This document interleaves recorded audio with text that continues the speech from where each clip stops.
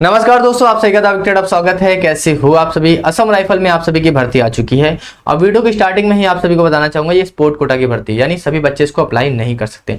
कुछ यहाँ पर स्पोर्ट के डिसिप्लिन है, उस डिसिप्लिन में अगर आप हो, जैसे फुटबॉल वगैरह, कराटे वगैरह, बैडमिंटन है यहाँ पर, ठीक है। तो बहुत सारे यहाँ पर स्पोर्ट्स हैं, अगर आप उससे रिलेट करते हो, आपके पास कुछ सर्टिफिकेट वगैरह है तो आप अप्लाई कर सकते हो, ठीक है। बाकी आप सभी से कहना चाहूंगा, अगर वीडियो को आप जल्दी देखना चाहते हो तो आप 2x स्पीड में देख सकते हो, यानी स्पीड इंक्रीज करके वीडियो को जल्दी जल्दी देखकर सारी जानकारी ले सकते हो, क्योंकि समय बहुत ही जरूरी है आप सभी के लिए। देखो फॉर्म कब से शुरू हो रहा है यहाँ पर देख लेते हैं मेरे भाई। तो यहाँ पर स्टार्ट फंक्शनिंग यानी 28 सितंबर से आप सभी का फॉर्म शुरू हो रहा है। आपको ऑनलाइन फॉर्म भरना है। और इसकी रैली के बारे में बात करूँ तो रैली की डेट यहाँ पर आप देखो, मैं डेट मेंशन कर देता हूँ। सारी चीजें इंपॉर्टेंट डेट हैं वो डेट मेंशन कर देता हूँ यहाँ पर। देखो फॉर्म आप सभी से शुरू हो रहा है, आप सभी को 28 सितंबर से आपका फॉर्म शुरू हो रहा है और यहाँ पर 25 नवंबर से आप सभी की क्या है, रैली आप सभी को शुरू हो रही है।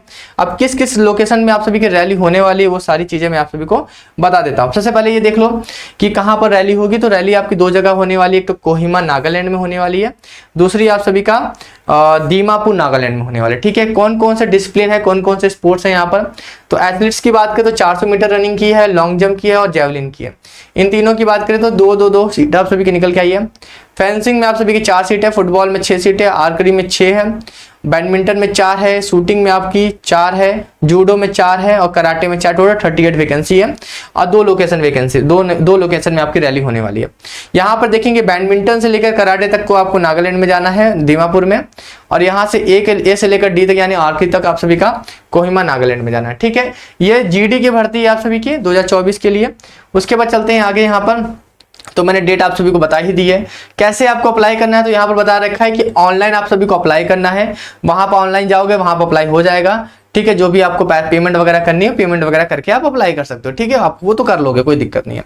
यहाँ पर देखा जाए कि क्या क्या चीजें होंगी आपको, तो बोला गया है कि आपका पीएसटी होगा, यानी कि फिजिकल स्टैंडर्ड है, यानी कि आपकी शारीरिक की मापदंड होगी। एक फील्ड ट्रायल होगा, जो भी स्पोर्ट्स से आप रिलेट करते हो उसका फील्ड ट्रायल होगा, और आपका डिटेल मेडिकल एग्जामिनेशन और री मेडिकल एग्जामिनेशन होगा। बस इतनी चीजें आप सभी की होने वाली है, यानी टोटल आप सभी की 3 से 4 चीजें आप सभी की होने वाली हैं। कोई भी रिटन एग्जामिनेशन नहीं है यहाँ पर, ठीक है।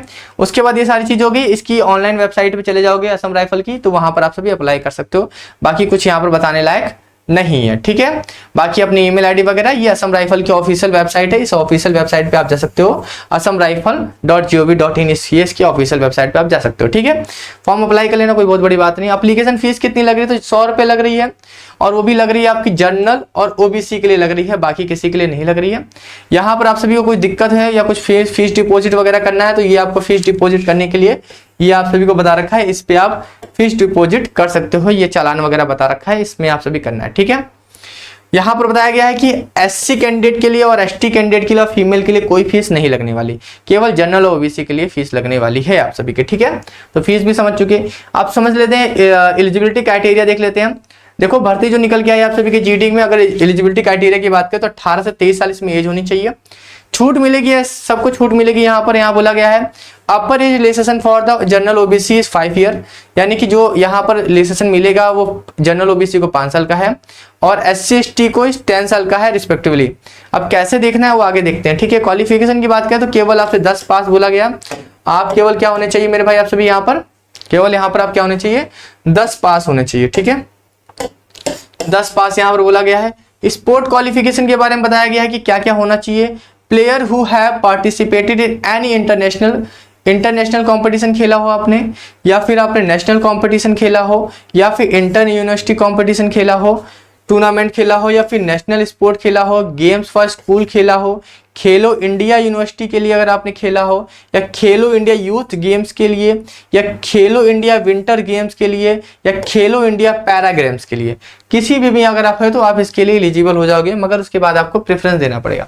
एज लिमिट के बारे में बता दिया। जनरल ओबीसी के लिए 18 से 28 साल है, यानी 18 से 28 साल आपके लिए जनरल ओबीसी के लिए, और एसटी कैंडिडेट के लिए 18 से 33 साल है। यहाँ पर एज काउंट की बात कर ले तो 1 अगस्त 2024 से काउंट होगी आप सभी की एज, यानी कि 1 अगस्त 1996 से लेकर 1 अगस्त 2006 से बड़ा नहीं होना चाहिए general OBC. SC ST candidate की बात करें तो यहाँ पर भी 1 अगस्त से एज काउंट होगी, और 1 अगस्त 1991 से लेकर 1 अगस्त 2006 के बीच में ही आप सभी की एज होनी चाहिए, यानी उसको शामिल करके, ठीक है। यहाँ पर बोला गया है कि केवल मैट्रिकुलेशन सर्टिफिकेट है या हायर सेकेंडरी स्कूल सर्टिफिकेट और यहाँ पर एज के प्रूफ के लिए तो अगर आपका केवल जो आपका 10th का सर्टिफिकेट होता है वही आप सभी का एलिजिबल होगा एज काउंट के लिए, ठीक है, उसी से एज काउंट की जाएगी, ठीक है। और यहाँ पर बोला गया ऑल सर्टिफिकेट आपके होने चाहिए, जो भी चीज़ें हैं आपका SC/ST सर्टिफिकेट, अगर आप कैटेगरी वाइज छूट ले रहे हो तो वो आपको SC/ST सर्टिफिकेट या OBC सर्टिफिकेट आपको दिखाना पड़ेगा। ये सारी चीज़ें हो गई सर्टिफिकेट के बारे में।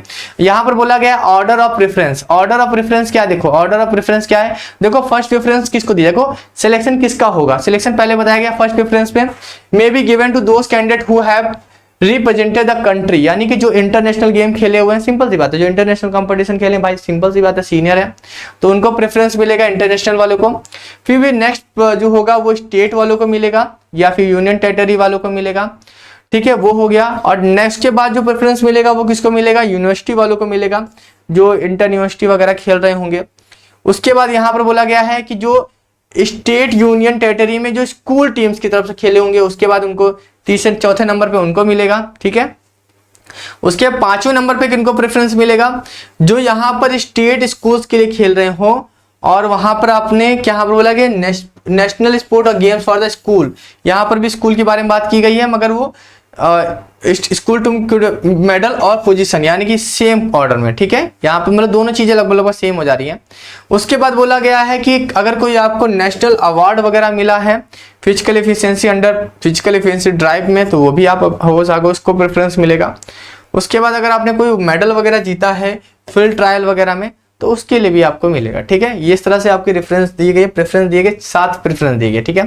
सिलेक्शन प्रोसेस की बात करें तो कैंडिडेट वेरिफिकेशन वगैरह होगा, सारे डॉक्यूमेंट वगैरह चेक किए जाएंगे, आपको अपनी आईडी वगैरह लेके जानी है। इनिशियल डॉक्यूमेंटेशन होगा यानी कि जो आपका जो भी डॉक्यूमेंट आप लेके जाओगे वो सारा इनिशियल मतलब कि जैसे कि आपका हाई स्कूल वगैरह चेक कर लिया, आपके जो भी अवार्ड्स वगैरह आपके सर्टिफिकेट वगैरह OBC सर्टिफिकेट सारी चीजें चेक कर ली जाएंगी यहाँ पर, ठीक है। उसके बाद वेरिफिकेशन के बाद आप सभी का क्या होगा मेरे भाई, सिलेक्शन, देखो आप हाइट के बारे में बता देता हूँ पहले एक बार, एक एक करके सारी चीजें बताता हूँ, ठीक है। यहाँ बोला कि ऑल कैंडिडेट के लिए अगर कोई छूट नहीं मिलती है आपको तो हाइट आप सभी कितनी होनी चाहिए, हाइट आप सभी की मेल के लिए 170 होनी चाहिए, 170 मेल के लिए होनी चाहिए, फीमेल के लिए 157 होनी चाहिए। चेस्ट आप सभी का 80 सेंटीमीटर, मैक्सिमम 5 सेंटीमीटर आपको एक्सपेंड करना है। अगर यहीं पर रिलेशन की बात करें यानी अगर आप ST कैंडिडेट हो या फिर हिल एरिया से बिलोंग करते हो, नॉर्थ ईस्ट से हो तो आपको हाइट में इस तरह से छूट मिल जाएगी। अगर ST कैंडिडेट की बात करें 162.5 है और फीमेल के लिए 150 है, चेस्ट में भी 76 सेंटीमीटर चेस्ट होना चाहिए नॉर्मल, उसके बाद इस तरह से छूट मिल रही है, ठीक है। इस तरह से आपको देखो सभी को छूट मिल गई है, आप नोटिफिकेशन को पढ़ लेना, ठीक है। तो ये सारी चीजें हो गई, वेट आपके हाइट के अकॉर्डिंग होना चाहिए, वो सारी बातें आपको क्लियर होंगी, ठीक है। उसके बाद फील्ड ट्रायल होगा, आप सभी को PST होने के बाद फील्ड ट्रायल होगा, तो PST होने के बाद फील्ड ट्रायल होगा। फील्ड ट्रायल में जो भी आपके स्पोर्ट्स से रिलेटेड है वो आपका होगा, ठीक है। उसके बाद यहाँ पर PST वगैरह भी आप सभी कंप्लीट, कोई अपील वगैरह तो कर सकते हो, फिर आपका मेडिकल वगैरह हो जाएगा। फाइनल सिलेक्शन जो होगा, फाइनल सिलेक्शन होगा वो क्या बोला गया, on the basis of achievement and performance in field, यानी कि जो भी आपके अचीवमेंट है, अगर आप इंटरनेशनल खेले हो तो उसके आधार पे या फिर आपके फील्ड ट्रायल के आधार पे आप सभी को उन्हीं दोनों को कंसीडर करके आप सभी को दिया जाएगा, ठीक है। उसी तरह होगा, ठीक है, मेरिट लिस्ट उसी तरह बनेगी।